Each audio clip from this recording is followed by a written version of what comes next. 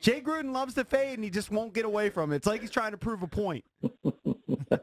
Maybe, but hey, if it is not working, go to something else. And I don't want to question play calling because he had a good plan yesterday, and he made a lot of good calls in the game. But, the running game is going. If you're down there, either run it, play action, bootleg it. Mm-hmm. Cousins doesn't throw the fade well. Mm-mm. The fade is not – you got to have a great receiver, like a Brandon Marshall. He's a good fade receiver. He takes it away from people. Just doesn't work right now. It hasn't. Why do they continue to do it? I think they're trying to justify those big receivers. Well, he believes in it, okay? Yeah. He believes in it. So that's the only that I know, and that's the only thing I can think of why they keep doing it. Well, I was watching the Cowboys, and the Cowboys, were completely stymied by the Denver Broncos defense. But the one touchdown that Dak Prescott did throw was a back shoulder to Des Bryant. Now, he may be special, and it's like we never see that from the Redskins. Yeah, you don't see it very often. I don't know why. I mean, I've seen Cousins do it. My gut is that they're not very good at it. I know it's something they wanted to work on in the offseason and emphasize. Mm-hmm. And, again, I don't know if that's not more of Cousins' execution than them wanting to do it. Right. I don't know what you saw on it. I was watching your tweets. I was getting a kick out of it because we were all kind of tweeting the same thing at the same time.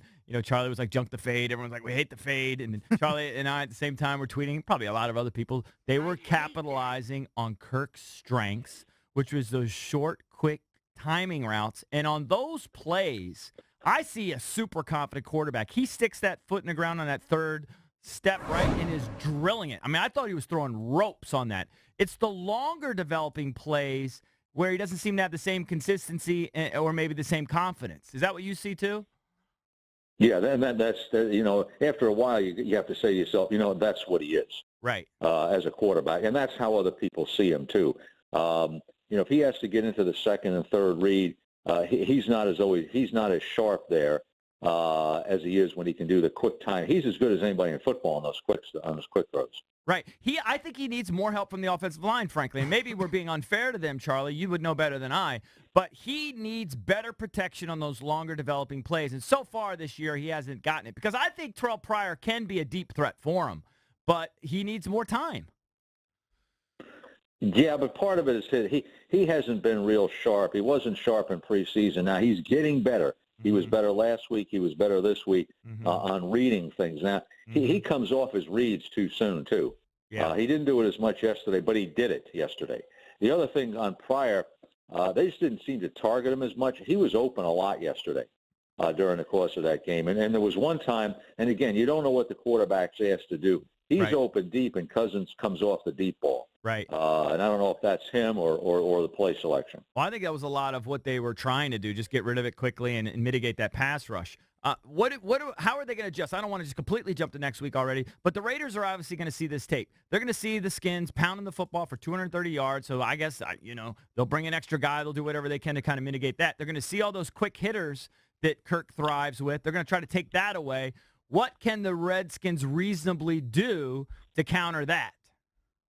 Well, I haven't really studied the Raiders enough to know them. I know their defense is better, what people tell me, but people tell me you can run right at them because they're more of an east-west type upfield team. And the Redskins can be pretty good on offense, doing what they do. So I'm not so sure it's the Raiders. I think the biggest problem next week is that Raider offense is something they haven't seen yet. And that's a legitimate top offense in the NFL. So they're going to have to be able to keep the Raider offense on the bench. I think if the Redskins continue to play, get better every week and healthy, I think the offense can be good and carry them. Because Gruden and the crew can execute a game plan. Right. Well, the Skins did suffer some injuries yesterday, and we don't know anything about Kelly yet. But if Kelly can't go, do you have confidence in P. Ryan and Thompson? Yeah, absolutely. Now, Thompson, you can't overwork him. They're using him just right now. But, no, I have no question. I think P. Ryan's probably a little bit better than Kelly because I think he's a little faster, a little stronger. But then now you're putting a huge load on him and more of a load on Thompson.